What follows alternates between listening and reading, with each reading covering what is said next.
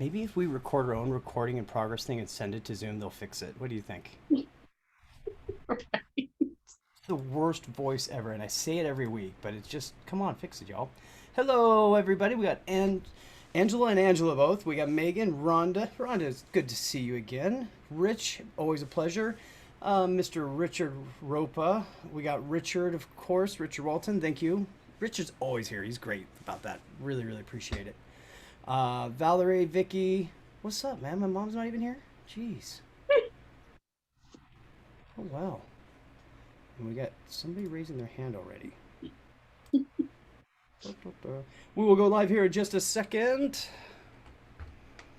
And I think that's Angela waving. oh, give me a second. I'll turn the video on and then I'll wave back. I'm gonna get us going live.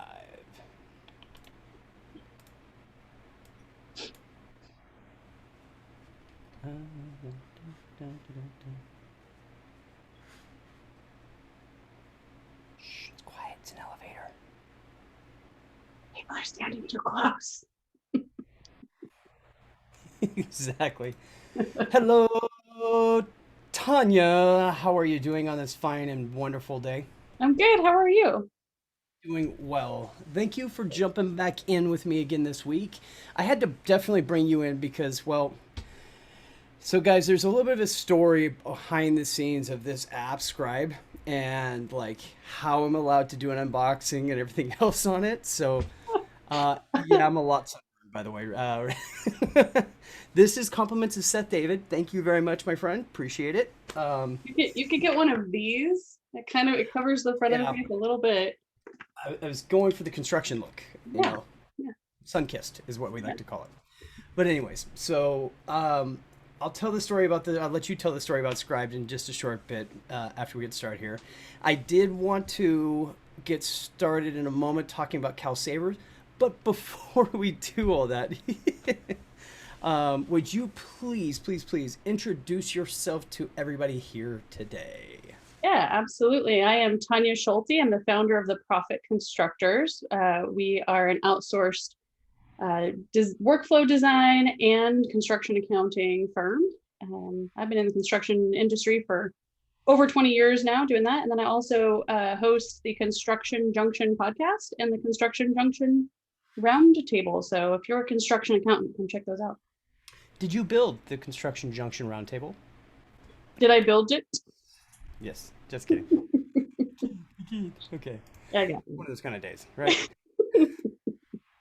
All right, so let me get our slide deck started here, and we will jump in. Richard's all, but bum. I know. Comments, keep your comments to yourself from the peanut gallery there, eh? So the part we're going to start on real quick, we're going to start with this because this is the absolutely not fun part. But then I'm going to turn it over to Tanya. We'll actually go into Scribe because I think everybody's going to really love what we're going to be talking about there.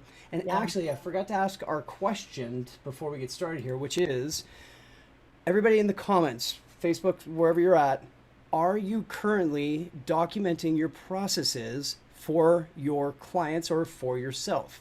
So that's a yes or no. And if yes, then it would be how. Mostly works as well. So is that mostly or mostly? Okay.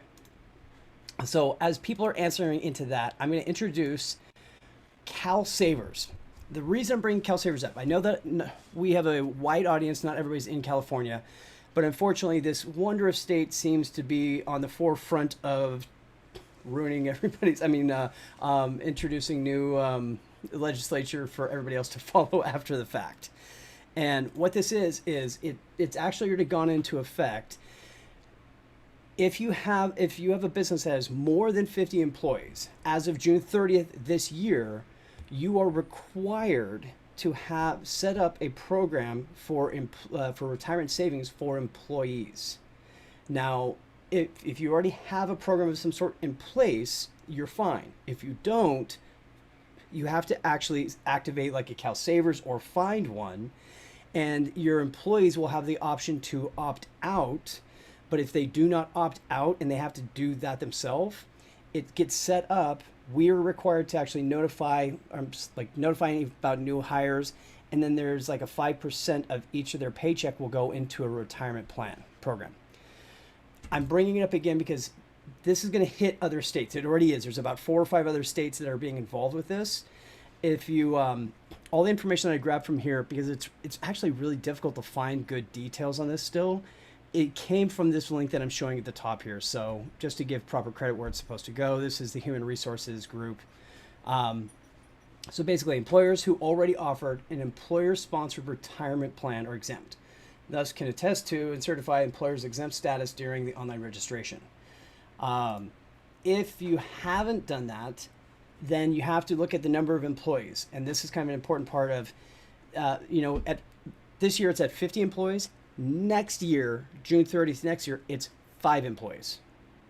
So that's a lot of companies, Not to mention we're at $15 an hour by that point also.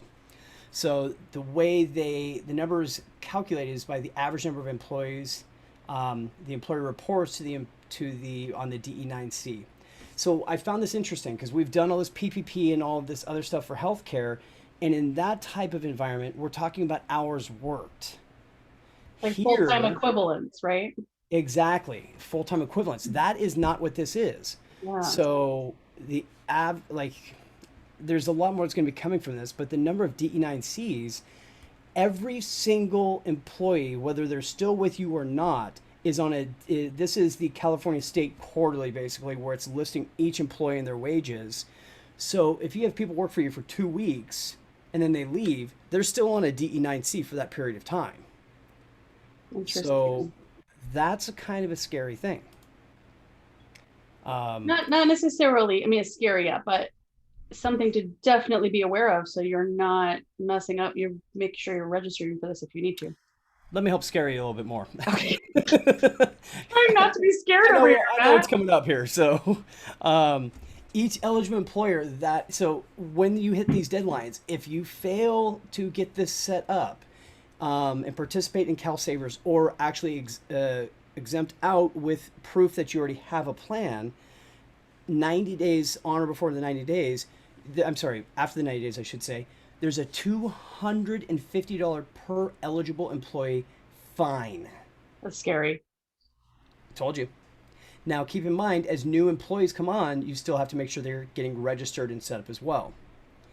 If you are really not paying attention to it and it goes even further, it's an additional $500 per eligible employee. Right. Yes. California economics. So now the employer's responsibility for this stuff is you have to register as a covered employer or certify as being exempt status because you already have a plan. Remitting participation employee contributions. So that means if they're all established and set up, and if you're withholding it, you have to actually submit the information of you have to report it. Thanks, that's great. Shannon, I'm sure you're going to love this stuff. Updating its account by adding new employees who are eligible for enrollment and removing former employees who are no longer eligible or who are no longer employed. And there's certain aspects of that. Obviously, we're supposed to be doing a lot of that stuff anyways when you're hiring on new people and such, but it's definitely something to keep an eye on for sure. And I'm almost done here, and then it'll be used. After the eligible employee registers, CalSavers implements an automatic contribution feature. So this is what I touched base on before, meaning eligible employees are automatically enrolled in CalSavers 30 days after their hire. So I find this interesting. Most of the time, we have a 90-day grace period for new hires before, even before sick time has to actually kick in and so forth. This is 30 days. So that's a weird variation. After their hire eligibility date, unless the eligible employee affirmatively opts out. So it becomes our responsibility to notify them of the program. They have to go in, opt out themselves, which, having been an employee before, I know I would forget to opt out. And then all of a sudden I'm going to get my paycheck and I'm going to be like, where's my 5% going? What's happening here? I need my money back. And now it becomes an HR nightmare. Yeah, not only that, but it doesn't change the requirements for remitting and reporting for the employee, for the employer, even if that one employee is opting out. Correct. Absolutely right. Yeah. And once you turn this on, there is no turning it off. I was actually just talking to a good buddy of mine, Dustin Baxley. He's going to come on. I'm working with him. He's got to get approval through his company because of how he can legally talk about what requirements and so forth. He works for a company, Edward Jones, but Mhm. he's going to come in and join me one week to kind of give a little bit more detail and other options because the CalSavers program, the concern is it really the best place to be investing the money?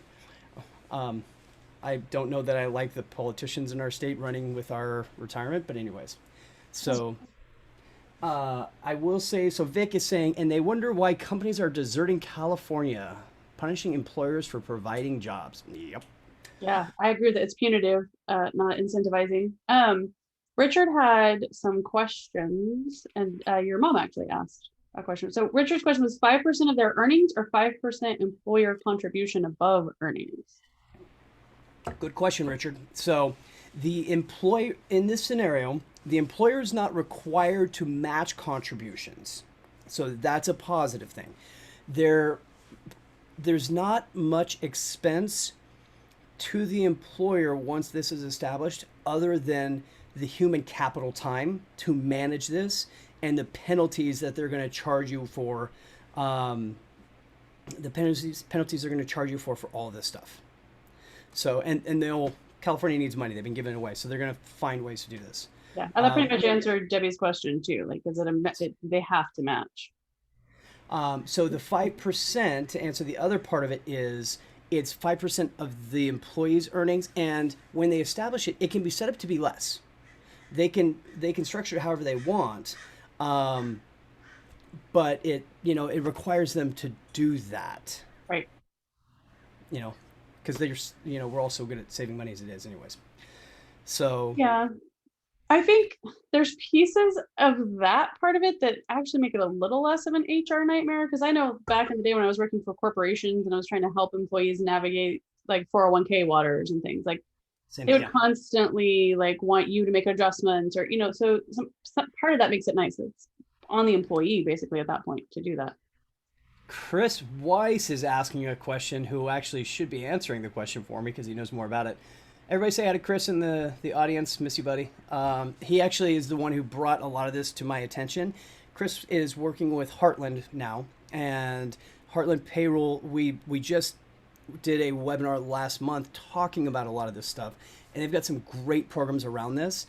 I actually don't know, Chris. Are they pre or post tax? I don't think this is a benefit to the employer, so I think can't quote me on this. I got to look it up. I think it's post tax. Yes. Okay. He says And I you was told agree? post tax. So before we go too much farther, Vicky Henry said that New Mexico passed a law that's going to require employers to accrue sick pay for all employees that goes into effect next year. And I will say, here where I am in Arizona, we already have a very similar Yep. law. California too. Yeah, and I think, and like I say, California kind of leads the way on all of that stuff. Arizona, we already got that sick pay law in place. But that brings up for me a really important question. I think it's important to your CalSavers thing, and I think it's important to states around the country when you have laws that are being passed like that. I don't know about you, but we find lots of small business owners who come to us, we start digging into their stuff. They're not aware of the regulations. Yeah. They're well past time to do the things they need to do, like in a CalSavers situation. Like, how do you work with new, especially these tiny small business clients who aren't trying to do anything wrong? Like, how do you help them navigate those waters when they haven't done something in the past that they should have done? It's a phenomenal question, and I'd love to hear actually in the comments from everybody else. What are you guys doing on this? Because this is government implemented scope creep, Yeah, correct. Yeah. right? It, Like, it does require you to think through your scope when you're doing new engagements. It also sometimes requires you to go back and change scope for standing engagement. Yeah, it's not only that, but also like sometimes when we bring these things up with clients, it's very, very hard for them to like what if in this case of this CalSavers, if this all goes down, what if now they're well past the time and when you start looking at it for them, they have hundreds, thousands of dollars worth of penalties that they knew nothing about. And I've experienced situations where we want to be that trusted advisor for our clients, but I do strongly believe and always try to say, PPP taught me this stuff is, look, we are here to be a resource and try to help you, but fundamentally, it's your responsibility. It's your responsibility as the business owner to know these things, because it's not like we're still trying to do everything we can. We may miss things. Doesn't mean I'm responsible for your if there's penalties on these things, it's your business. Right.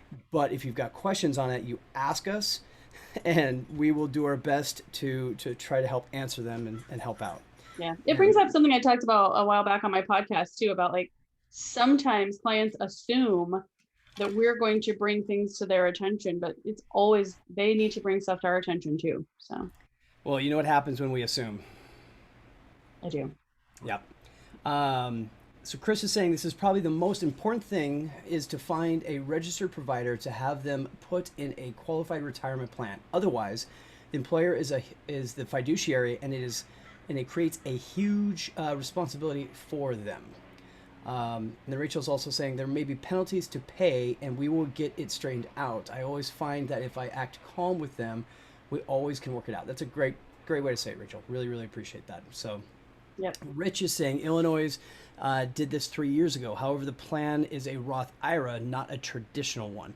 Yeah, I mean, these are really good questions. I'm not, because I don't want to mislead people, I can't speak to the taxability of this stuff.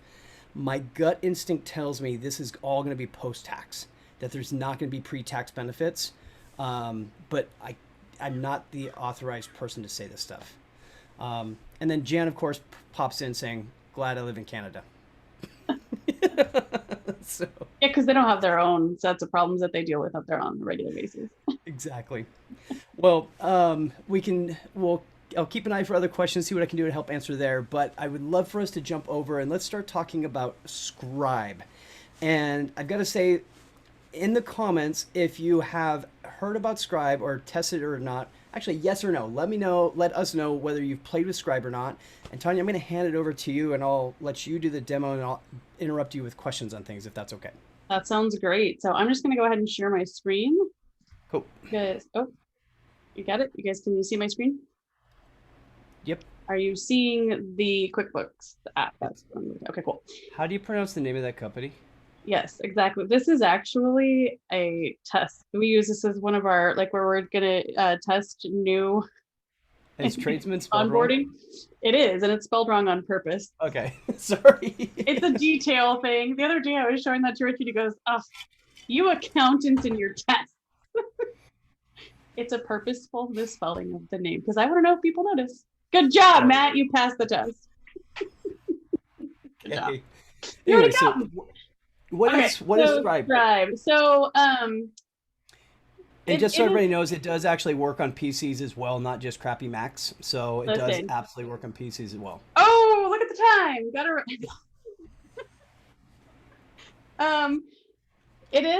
It is an app. Okay, Scribe is an app, and there's actually two different ways you can use it. You can use it as an extension on your Chrome browser, or I'm going to pull this over. I'm going to just kind of show you. There's also an app that you can download and use. And the reason that you might want to download and use this, and you can only do this if you pay for the paid version. And you and I've had that conversation too, right? Like if you like a tool and you want that tool to be around for a while, go ahead and pay for it, right? Yep. And so I am on the paid version. And so that means that I can download this screen recording tool also. So with the Chrome extension, I can only record in my browser. With this app that I've downloaded, I can actually do a full screen recording. So anything that I'm doing on my desktop. Yep. And we were talking about this a little bit briefly before we started.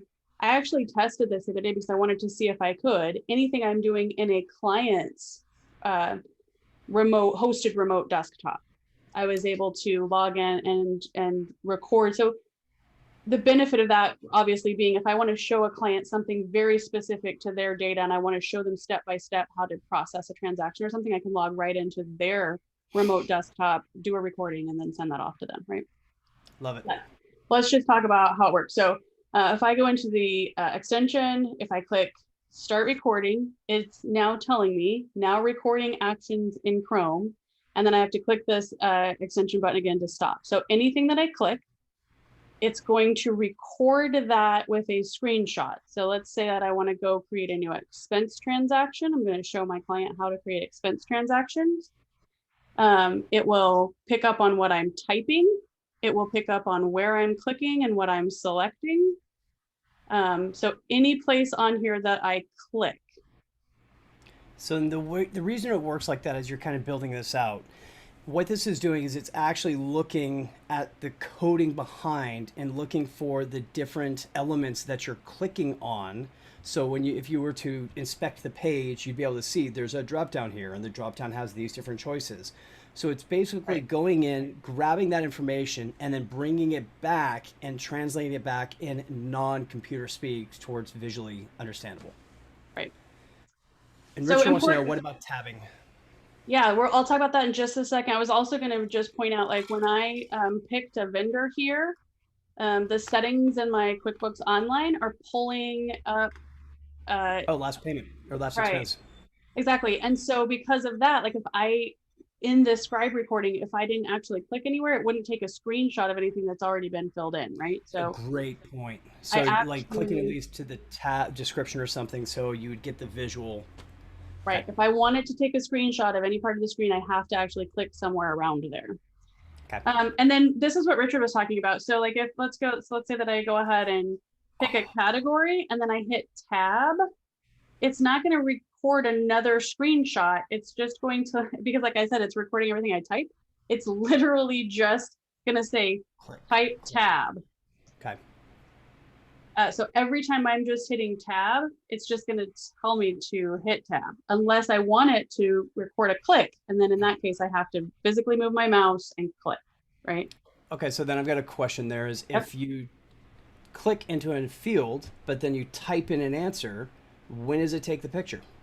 It clicks as soon as you type. So the field would be empty, like if I did the top one and then I automatically went and clicked something below, would it not capture the fact I put a name in there as an example? It wouldn't capture that, but it will capture it on the next. So like in this case where I'm entering things all the way across, right? Yeah. It's going to capture it on the next screen, which brings up something interesting that we'll go play with in a little bit. You can actually combine steps. And it almost makes like a little video of steps. So you'll see those things kind of getting filled in if you do that combined step feature. So let me just go ahead and save this. Let's hit save and close, and let's go take a look at the Scribe we just created when we created an expense. So when I said to stop recording, then it automatically within my browser just opened up a new tab and took me to the Scribe that I just created. And then it's telling me, because there are some permissions available in Scribe. So right now it's telling me, right now I'm the only one that can see this Scribe, which I like. And actually when I first started using this, it wasn't doing that. That's something brand new that they just started putting in. And I think it's based on some feedback that I and some other accountants have been giving them about how we want there to be more privacy controls than there were when I started even using this just a few weeks ago. Yeah, so I mean, you said you already talked to them and they're pretty responsive, and it's a growing company, right? But they're responsive and updating things, which is the most important thing about any app, it seems. Oh yeah, absolutely. So really quick, I'll just point out, see this little thing where it says Scribe can automatically combine similar steps into animations. So if I hit combine, and there's two different ways to do that. I just told it, pick the steps you assume are similar, Scribe. I also could, over here you have this little select multiple, I could select exactly which ones I want to combine. Okay. But then this is what happens when I combine that. See how it's made this little video and it's showing me like everything that I clicked. That's dope. Right? And then it did that with this part, the upper part. And then when I scrolled down, it went ahead and started doing that. So it combined it in multiple different ways. And again, I might not like the way it combined.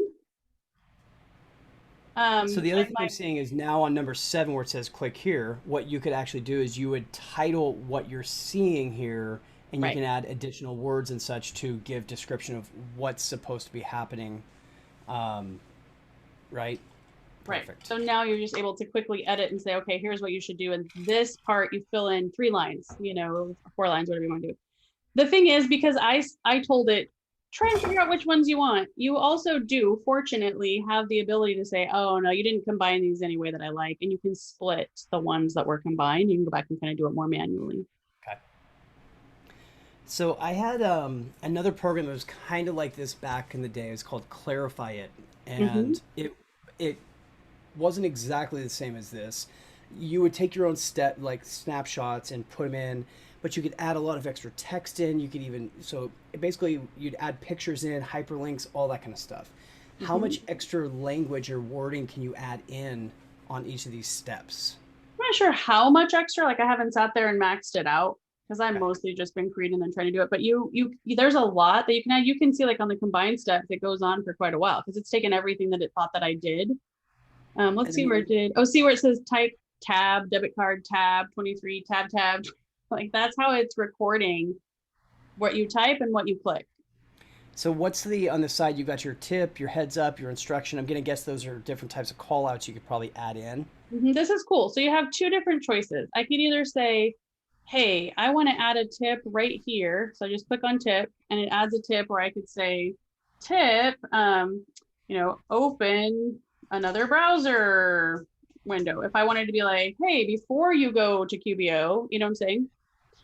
Tip, right? The Okay. other thing that I could do is let's say that I recorded a step and I really felt like for the heads up thing, I really wanted to call out a certain step and be like, warning, this might be a step you wouldn't want to take or whatever. I can also, when I click edit, if I click this little flag, I can turn any one of the pre-created steps into either a tip or a heads up. Oh, that's neat. Mm-hmm. Okay. So the tips always come with their like little light bulb, and then this always comes with the little warning kind of sign. The other thing that's really, really amazing and much needed is if I click section, I add a new section, and then every one of those, I don't know if you noticed, but over on the right there, it's making me like a table of Oh, contents. nice. Okay. So I can now jump to any one of those sections that I'm creating along the way. Um, and that way, like if I have and which, we do have like some pretty long standard operating procedures, right? So if I want to make a whole long procedure, I can kind of call out different sections and then I can collapse those and see which sections I'm looking at, how many steps are in them, and then jump to whichever section I want to jump to. And then what are the export options on this thing? Can it export to like PDF or anything else like that? Yep. So I can literally, like, if I'm creating one of these for one of my team members or a client, I can copy a link, send it to them off in Slack. I can export in PDF. I can export in HTML. It's got a direct link to Confluence for those of you Confluence users. I know one of the ladies I was showing to this to the other day loved that. That's a lot of app development people like they use Confluence quite a bit. So Mhm. Yeah, but I have an accountant friend that uses it for her accounting business, so she was super interesting. excited about that. If I, let's say, get to the end of doing all this and I realize I should have told them like this other step, I do have the option then to record more steps. So what will happen when I click record more steps is it will just start recording again. I can go back over here and go, oh yeah, I should have also recorded this one other step about what you're supposed to do. And then again, whatever I clicked, once I hit stop recording again, what it's going to do is add anything new that I did to the bottom of this. Okay. The only And bad then part that about process. that, Okay. I was just saying, the only bad part is it's always adding it to the bottom. So if I So need even to if you move click it, in, I you have can't. to scroll it. I have to, Okay. yeah. They can change that, I'm sure. But you can move, so you can then, like you're just showing, you can move around. And I could move Um, multiple. So like if I recorded 3 new steps, I can drag them up to back up to the top where they need to be. so if you're looking at one of the images and there's a pencil icon, like you can adjust it, what happens if you click on the image or that Yep. pencil icon? Lots of cool things. So I can change the size of the screenshot if I need it to be more cropped or less cropped. I Okay. can move where that little orange dot is. So I've done this a few times. Like, let's say I want to create something for a client. I go in and show them all the steps. I don't really want to hit save in their system, but I showed them all with their real data. Let's say I click cancel, but now then I can come back in, I can click on that screenshot and I can say, I can change it and edit it and make it look like I clicked on save, because I can just move the little orange dot to the save button, right? Off of the cancel button. Does that make sense? So you can tell them different, you can move the dot around. I can redact, which is, again, back to your question earlier about privacy issues, right? So if I click add redaction area, if I don't want my client's personal information being shown, then I put these little things and I redact any and every piece of data that I don't want being seen, and then I can and then it is, once I hit permanently redact, from here on out, you will not see that information on this screenshot. Now you have to do it for every screenshot. Yeah. Sorry, what's that? Can you change the color on the redact? Because my OCD would make me want to change it to match the other color of the other stuff, so it just disappears. Not yet.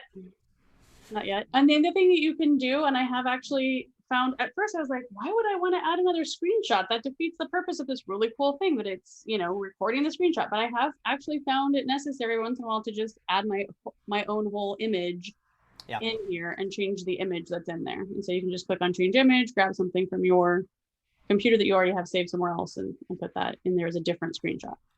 So love to hear from everybody again, comment wise. Is this a tool that you guys feel could be beneficial and helpful to your process? Yeah, I want to hear the answer to that. While people are answering really quick, Matt, I want to share something I think it's important to put out there, because you and I talked a lot about the privacy aspects of this. As I mentioned kind of at the top of all this, they are definitely building in more very deeper user permissions is the word I'm trying to look for, deeper. So you have that user permission built in. Another thing is, when I first signed up for it, and several people I know signed up for it, in this little share dropdown, and with every Scribe that I actually would share with a link, there was a place where you could share it on Facebook or Twitter or LinkedIn, right? Well, for those of us who are creating these internal processes that are proprietary to us, and or we might be creating something for a client, it might have their name on it, their data on it, you can call them up. And I did, the day that I signed up, I called them up and said, I would like for you to please remove the ability to share on those social networks. And they immediately just turned that feature off. It was not a problem at all. It's really impressive. I like the fact that it has the HTML and the markdown. Because that allows you to take it and move it to different programs. You could use this to capture stuff and then take it and move the images, everything else, into a process street, and have it to where now you have this whole checklist concept with the visual tutorials of the different steps and such into it. Yeah, and cool with the HTML, you're not even just moving the wording. If I download a PDF, I've got the wording, but with the HTML, I've even got the animations.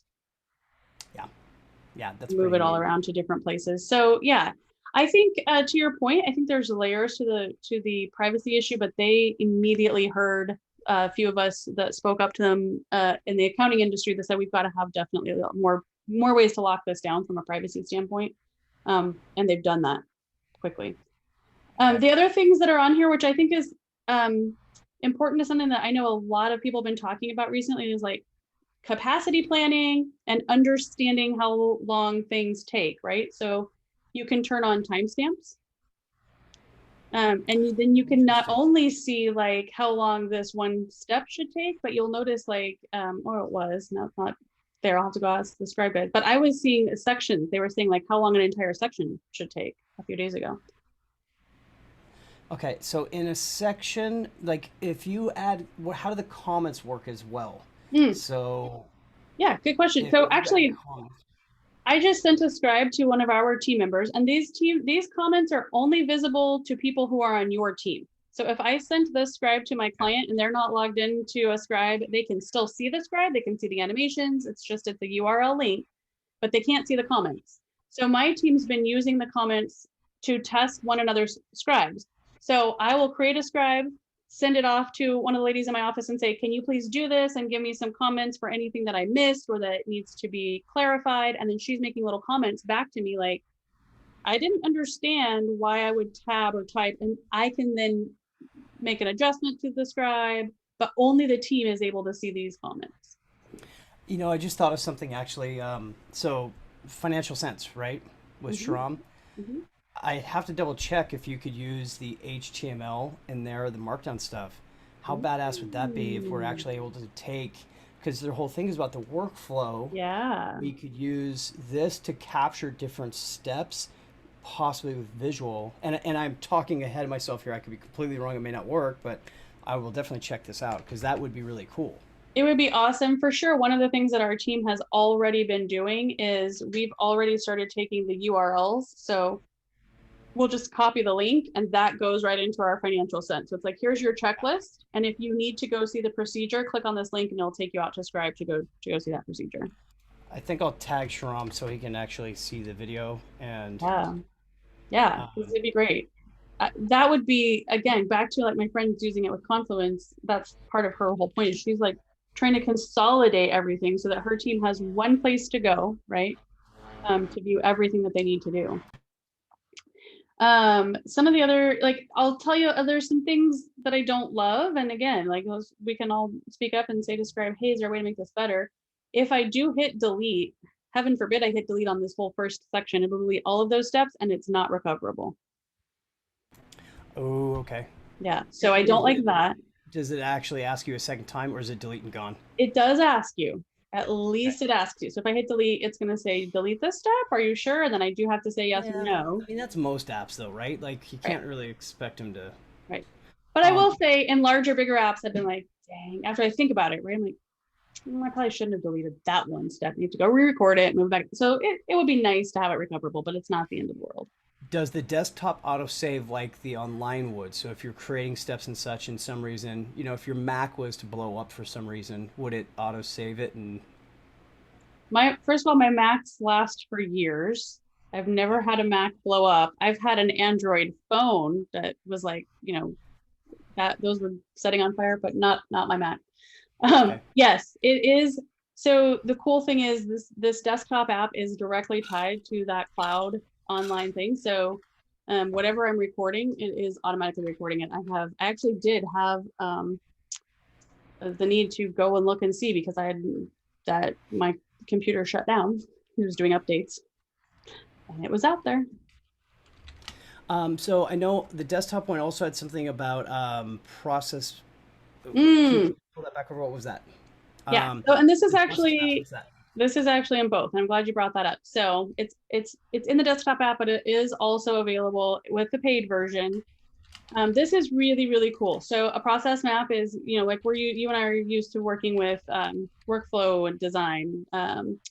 So let me just put one of these in here. So let's say that you want to design a whole workflow.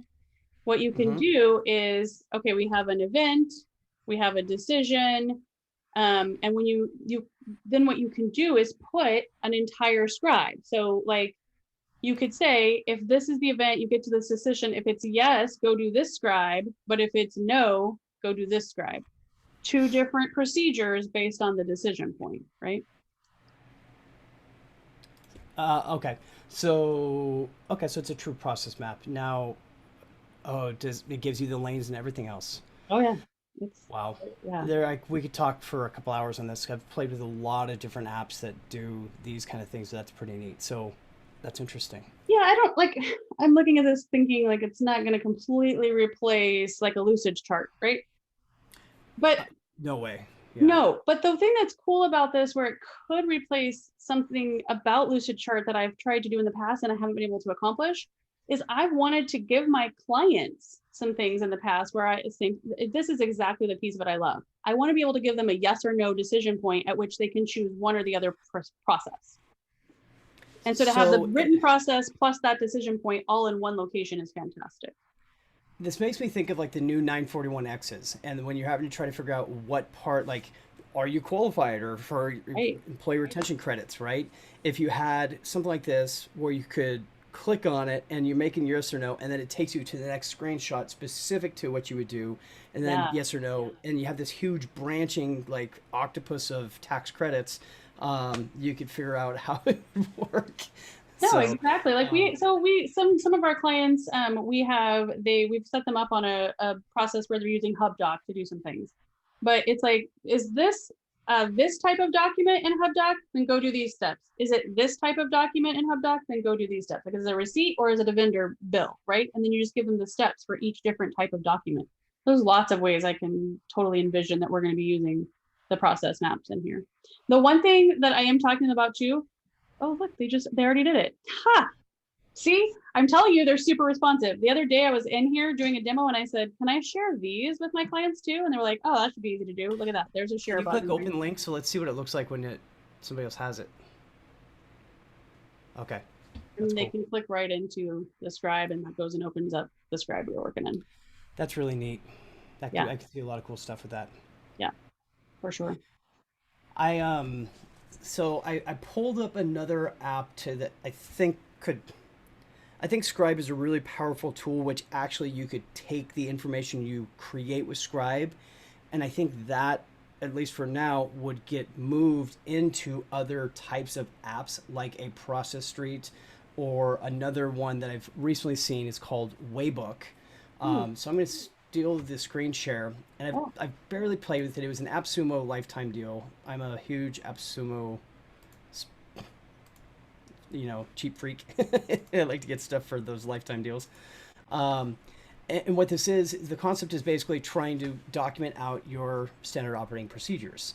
So I could see where using something like this, where you start having the details in. Why is it? Hello.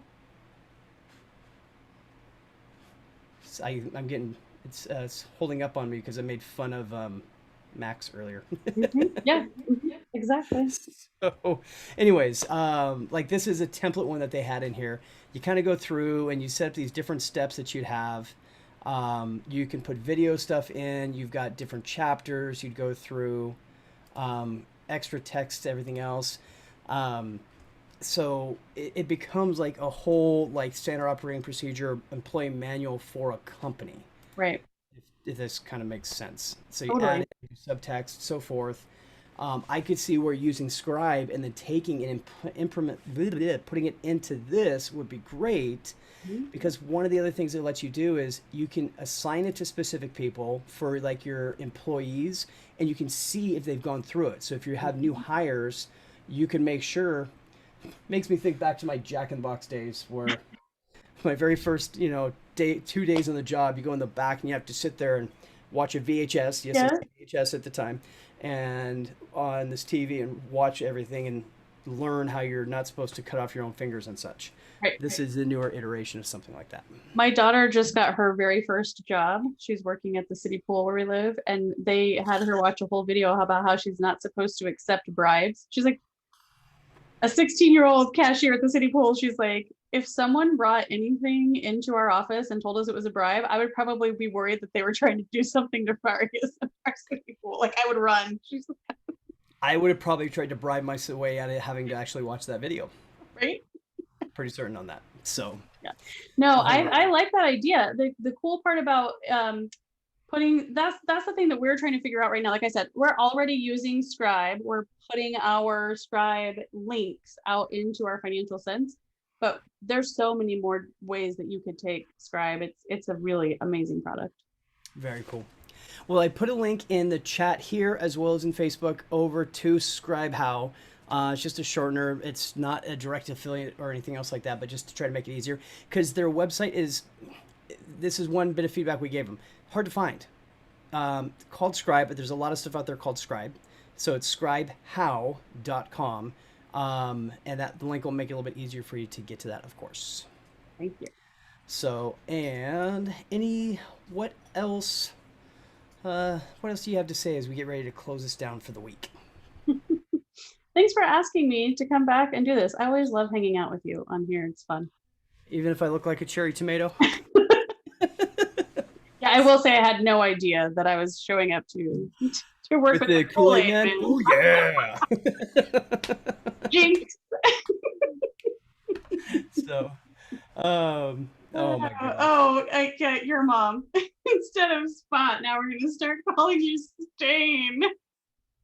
You had to go there, huh? Yes, that's so funny that we did go by that for a bit.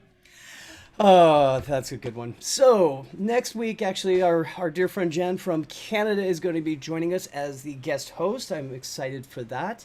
As a reminder to everybody, if you are interested in joining us as a guest host, please reach out. I will send you over a form. I've got a couple people that are lined up for the next little bit of time, but if you've got a topic you want to discuss, we'd love to bring you on. It's all about trying to help lift everybody up, share the spotlight.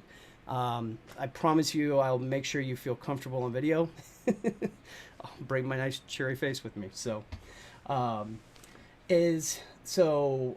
On that note, I will wish everybody a very successful week. Thank you so much, guys.